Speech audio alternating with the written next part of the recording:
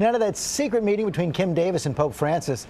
The Kentucky County Clerk, who refuses to license same-sex marriage, says the meeting happened in Washington last week, and this morning she's talking about it for the first time. ABC's Paula Ferris here with that story. Good morning, Paula. Hey, good morning, George. You know, Kim Davis told me this was always about her religious liberty and her conscience, and she's apparently got Pope Francis in her corner. We're told the Vatican reached out to her several weeks back, arranged this secret meeting with her, and until now, they've kept it under wraps.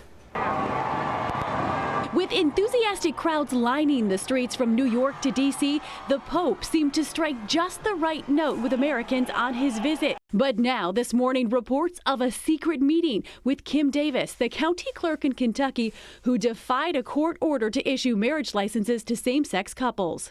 It was really very humbling to even think that he would want to, meet me or know me. She says she and her husband met the Pope during the Washington leg of his trip after receiving a surprise phone call from a Vatican official. I put my hand out and he reached and he grabbed it, and I hugged him and he hugged me, and he said, "Thank you for your courage." After being jailed for 6 days, Davis is now back at work, but still not issuing any marriage licenses, a stance Pope Francis voiced his support for during a press conference on his flight back to Rome. Do you support those kinds of claims of religious liberty? Telling ABC's Terry Moran, conscientious objection is a human right, even for government officials.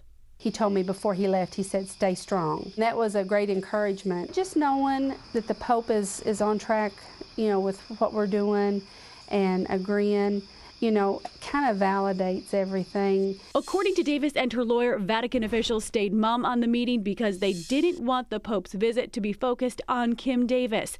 Davis saying the Pope left her with a rosary and a renewed commitment to her cause. I've weighed the cost, and I'm prepared to do whatever it takes.